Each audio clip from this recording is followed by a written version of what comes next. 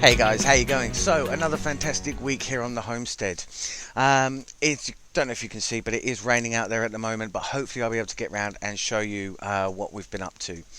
But anyway, what else I've been up to this week? We went down to the market yesterday, the bazaar in Vidin, and thankfully after a few weeks off, the market came back, but it came back without the animals for sale. But this week they had animals again, so I've gone and bought myself 20 chickens, hopefully less than 19 roosters. But I've also bought myself three more duckies, Huey, Dewey, and Louie. And so we've got some ducks and we've got some chickens, and we're going to watch those grow up over the next few weeks, and then I'll take you through everything that we're doing to slaughter them and get them ready for the table over this winter. But yeah, we'll be feeding them fresh corn, fresh sunflower seeds for the next few months, and then we'll go on to the dried stuff. Still drying out the corn. With this humidity, it is drying very slowly. We are having some very hot, dry days, but they're very quickly followed by wet, rainy days like this. So it is slowing down the drying process. But anyway, guys, hopefully I'll get out there and show you what I've been up to. We're going to go and take a look at the pumpkins first, because they're showing the first signs of being ready to harvest. They're not ready to harvest, but at this point I can actually show you how to tell when a pumpkin is ready to harvest, and that's every kind of squash, every kind of pumpkin across the board. This rule will set you straight for all of them. So anyway, guys, let's go and do that. Hope you have a fantastic week, and I'll talk to you soon. Alright, so harvesting pumpkins. As you can see, these ones actually start out green and then they slowly turn white. So that kind of indicates that they're getting ready to be harvested. So this one, as you can see, it's all white and it does sound kind of hollow. But what we're actually looking for on the pumpkins is this stem here. So once this stem turns completely brown, so you can just see it starting to turn here. So you've got the green and the lighter colour there. That's still being fed. Once all of this goes that browny colour, this pumpkin is no longer being fed and then is ready to be harvested. At the moment we've still got a lot of green on there, so it's not ready.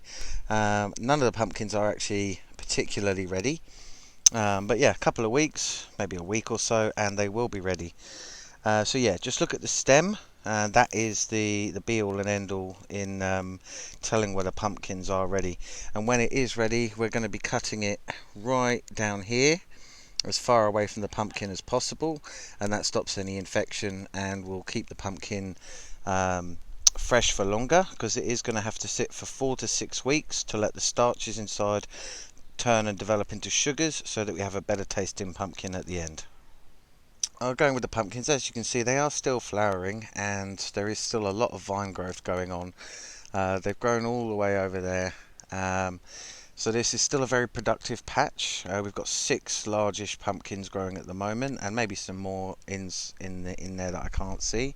We have finished taking down this section of corn. And as you can see, all of the corn has just been dropped in situ, ready to compost and put all of that stuff back into the ground where it came from. We're now working on this section of corn. This is the last section of corn I've got. Just going through there and cutting that, and we're feeding that directly to the chickens while the first harvest is still drying over there. Well, as this corn dries, the kernels start to crinkle up a little bit, and they become loose as well. These are very close to being dry enough, but they're still stuck on quite well. And then what we do is put them through those teeth in there. That pulls off all of the corn kernels, and we end up with the corn kernels down there. I have been testing a few. They're not quite ready. They're getting there, but we're not quite at shucking time just yet. Hey guys, so this week we did clear off this field. There's a couple of corn plants left, but they were just a little bit behind, only 2 of them. But yeah, so all of the corn's gone, all of the corn stalks have gone to compost, and all that we're left with now here are the squash that will now take off. They've gone in quite well, but they've obviously been shaded out by the corn. Now that the corn's gone, I hope to get a reasonable harvest out of these before the end of the year. and then we are going to start mowing and clearing off this area, and then getting it ready for next year, where we might grow some sunflowers here. I'm not sure yet. But something else we've done, we've now marked out the bridge that I'll be building. So these stones will be steps going over to these stones over here. So this is where the bridge will be, and these two are going to form a weir.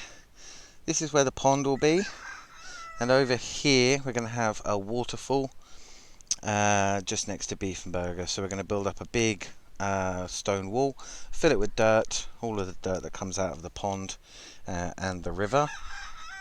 I've got to lay some piping and got to start looking for pond liners and things, but we'll start breaking ground on this very soon once I've actually measured out the bridge width.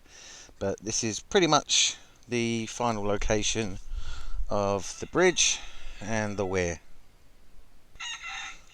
Well guys, I don't know if you can see, but the first tomatoes are starting to turn red. They're not quite ready for harvest yet, but we are getting there. So yeah, tomatoes very soon, and the grapes behind them have kind of exploded and taken over, but they've got very deep root systems. But yes, very soon we will be harvesting tomatoes. Well guys, these are the chickens, little babies. That's their corn porridge that they've got there. They'll be in here for a couple of days while we sort out the outside area. But if you'd like to drop in the comments below, if you'd like to name some of these chickens, choose a chicken, whether it's going to be a black and grey or a brown. We've only got one white one, he's called Whitey. But all the rest need names.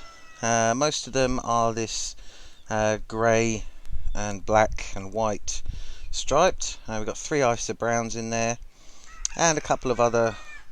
We've got an Australorp just there at the back. I know it's pretty dark in here, but yeah, so there's 20 chickens in here, so you can all choose a name, put it in the comments below, and I will show you which chickens you get to name. The only one not up for naming is Whitey, because he's already called Whitey. As you can see, the chicken enclosure is getting kind of full of corn husks, because I've been feeding them fresh corn. The big ones are doing well. I mean, these really are bantams.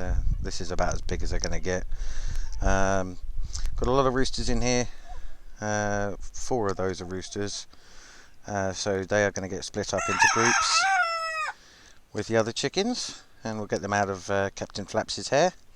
We'll put a few of the little chickens in here, probably Australorps in here, and Frizzles will go somewhere else. And we'll give Captain Flaps some peace. Well, last year this was the first outside enclosure for the ducks that they had. As you can see, we have slightly overgrown. So I'm going to have to come in here and clean this out, cut everything down, compost everything in here, and get this ready again for the ducks, because in about 3 or 4 weeks we will be putting Huey, Dewey and Louie into this area. Well, this is the pile of all of the corn plants. Not as huge as I thought it was going to be, and it's already starting to rot down, keeping it wet, and put the strimmer in there a bit and chopped some of it up. Hopefully that'll start the decomposition a little bit faster, and then once this is all down, we're going to spread it out over this field and continue adding to the compost here over the next few months. The grapes are starting to turn. We've got still got multicoloured bunches. Once they're all blue and take on that powdery nature, they will be ready to harvest. We've got a few over there on that vine that might be ready. We'll go and have a look at those now. Well, here they are. This side, the grapes are doing very well. So see this powdery blue coating, that means they're almost ready, but as you can see, some of them are still green. You can see it quite better on this one. So these are very almost ready, but I'm going to give them another week or so before these get harvested. These are a Pinot Noir grape, and they make fantastic wine. So yeah, won't be long before we're harvesting and winemaking. Hey guys, so harvesting the corn, this is one thing to watch out for.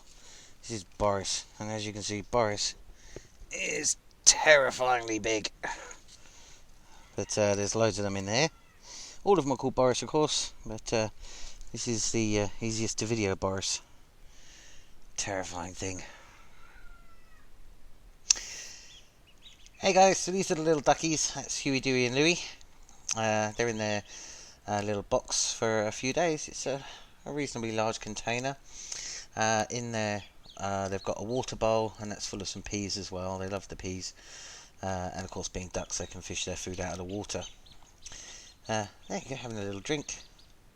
Now I'm going to guess that these are Aylesbury's again, looking at their beaks. You can see that they're kind of pinky, sort of finger coloured. So if they retain that colour, then these are definitely Aylesbury's. Hopefully I've got 3 girls, but we'll see what they grow into, and we'll see if they start growing some, laying some eggs. Obviously in a fair few months. But we're going to look after these much better, keep them much more secure, and hopefully we're not just going to feed more local jackals. Yeah, cute little duckies.